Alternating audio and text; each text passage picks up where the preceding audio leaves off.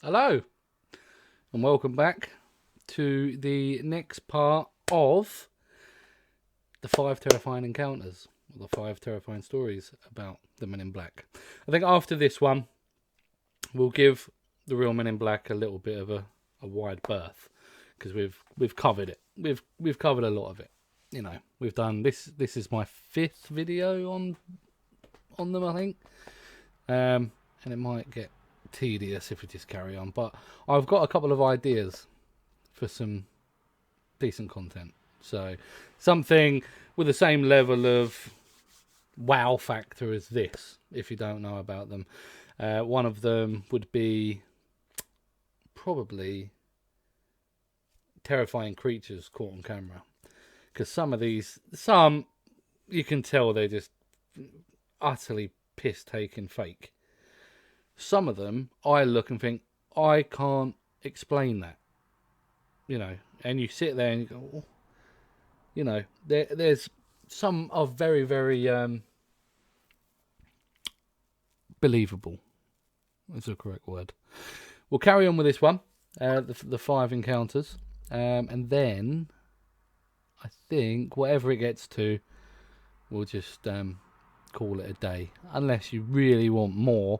But I think I'd still leave it a while before doing another one anyway. Let's crack on with the video.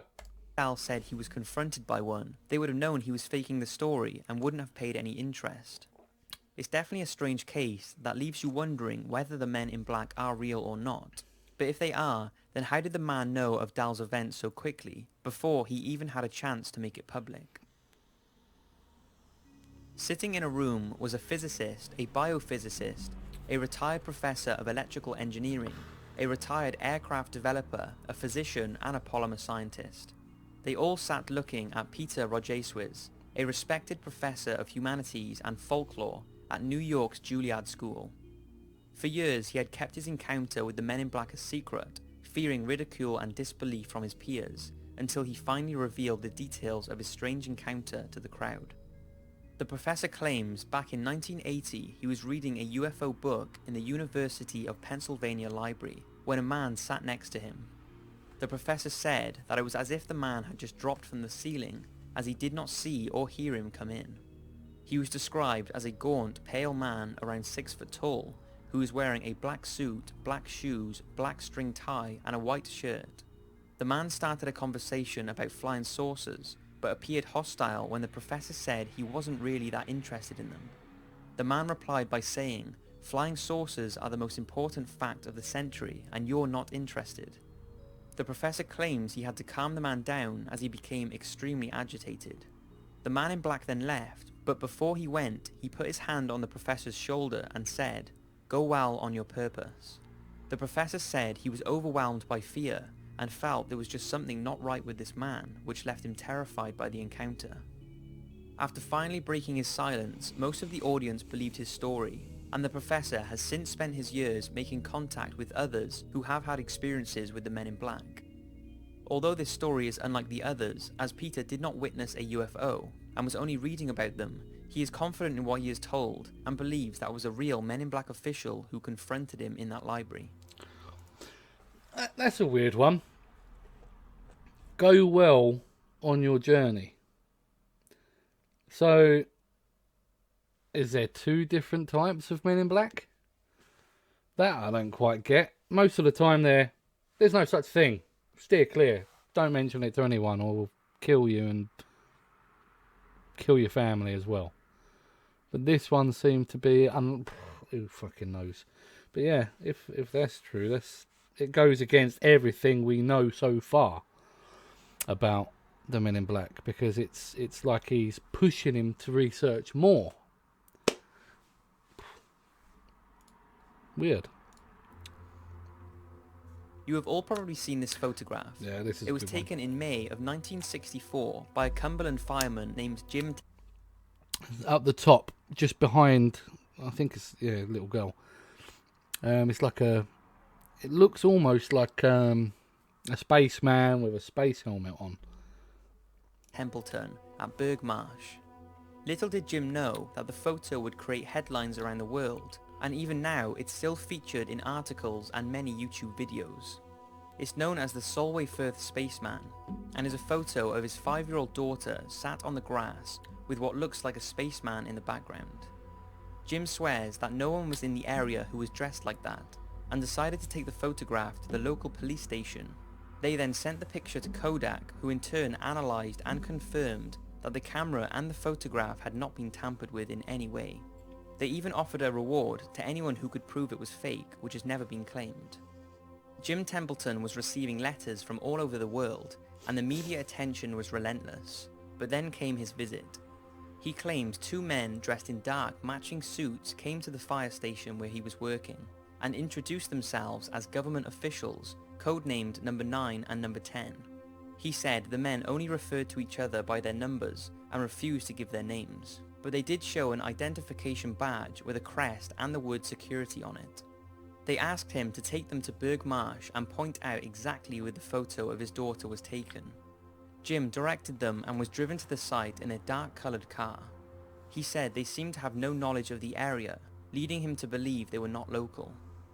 Once they all reached the area, the pair asked numerous questions about the day the photo was taken, such as any witnesses, what the weather was like, and other related questions. Then they quickly accused him of making the whole thing up and got back into their car. Jim thought they were just going to turn the car around, but they sped off and left him there. He never saw the men again, but this isn't the end of it. The story gets even stranger, and this next bit is probably worthy for another video. But not long after his encounter, a technician who worked at the Woomera rocket launch site in Australia, where they were testing the Blue Streak missiles, contacted Jim. He had seen the photo and told Jim that he and some colleagues had seen 2 unknown figures identical to the figure in Jim's photo on the security cameras at the launch pad, which resulted in the test being aborted. All this happened only a couple of hours after Jim took his photo in England, and strangely the Blue Streak missiles were manufactured at an RAF site just 20 miles from where Jim took the famous photo. It could all just be a coincidence, but it sure does add to the mystery. A year or so later, Jim went back to the original site to take some more photos, and when he picked them up from the same photo developers, they had a note attached to them saying they couldn't be processed. This happened a few times until Jim gave a different name, and then they came back developed. Now again, this could just be a coincidence, but it sure is strange. That's weird. That gave me goosebumps. Oh, see, it's things like this where there's other sightings from different people, and people who are recognised by society, like people at a testing facility who are RAF. You know, their word's going to be taken more than Joe Bloggs on the street. So when they 2 stories coincide, that to me gives more evidence that this could be real. What it is, don't know, but yeah, I'm not sure. That's left me a bit speechless. And the bit where he's taking in his film to be produced or whatever, and he gave a different, and every time, oh, well, these couldn't be done, but when he gave a different name, it worked, and he got his photos done. For that to work, it's all, you can get into it and talk about it for ages, but the way I see it, there's 2 options of how that's possible. First option is the place where he took it to is government run, for the purpose of doing things like that, stopping things from being, the photos from being made, or these men intimidated the owners of this shop or whatever, and told them, if this man comes in, you're not to produce any of his photos or evidence or anything. Literally leave them on the side and write a note saying can't do them. But yeah, we'll continue watching. It's certainly an odd story, and one that is not always told with the Solway Firth photograph, which has since sort of been debunked as being Jim's wife, who he was unaware of. But if Jim's Men in Black encounter was real, then it seems they didn't want to scare him like most encounters, as the story was already known worldwide. They just seemed to want to know a little more information that maybe no one else but Jim knew. Dan Aykroyd is most famous for his role in Ghostbusters and the Blues Brothers. Who are you going to call? What a lot of people may not know is that he is an expert on UFOs.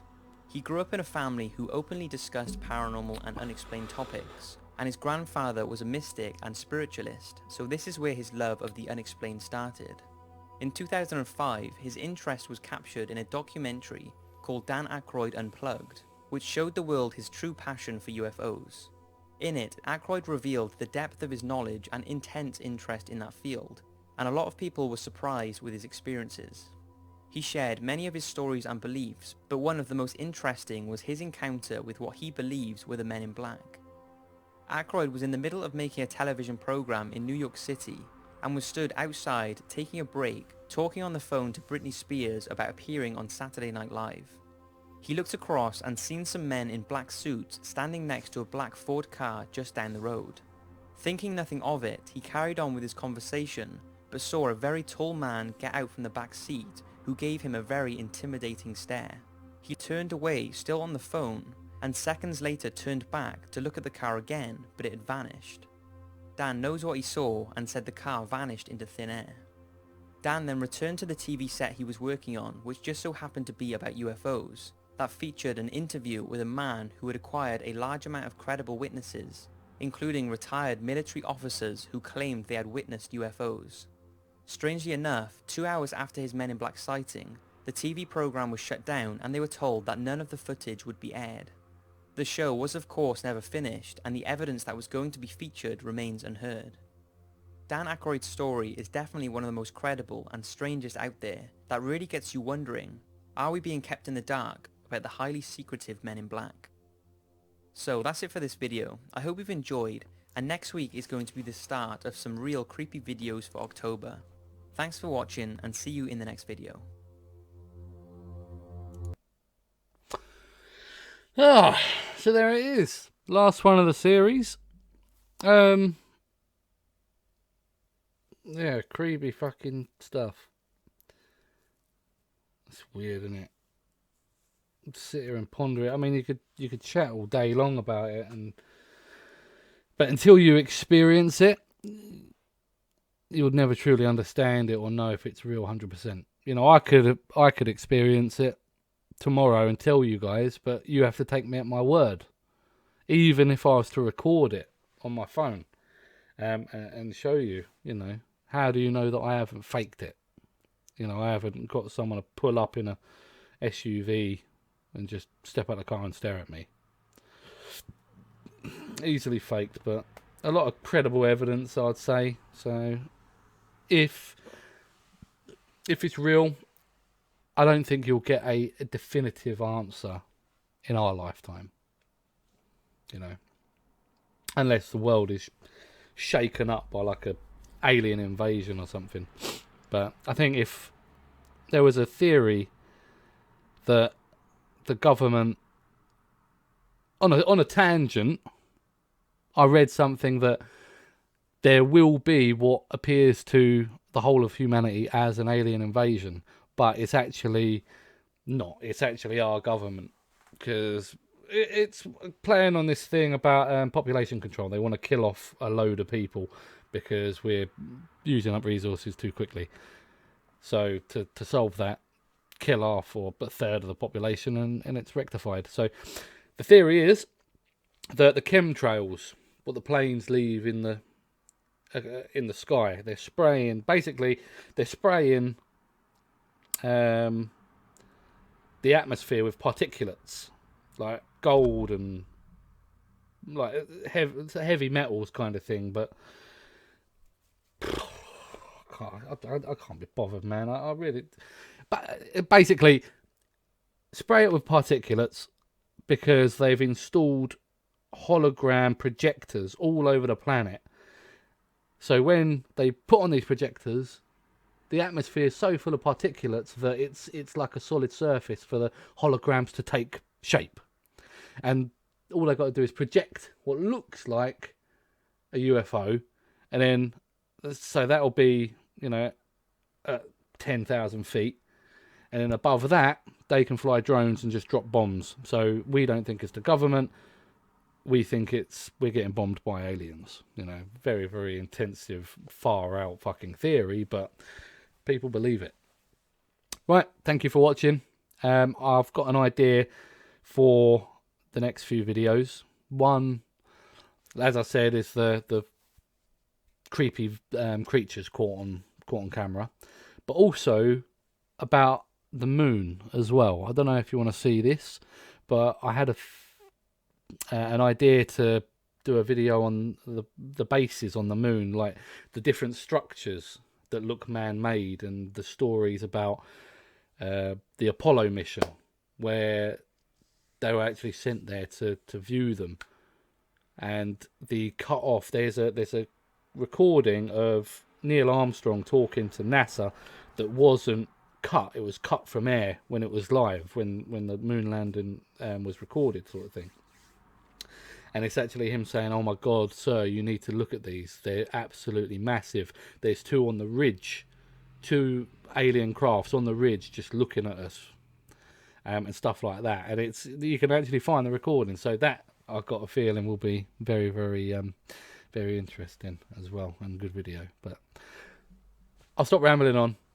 Take care, and always do what you love the most. See you later.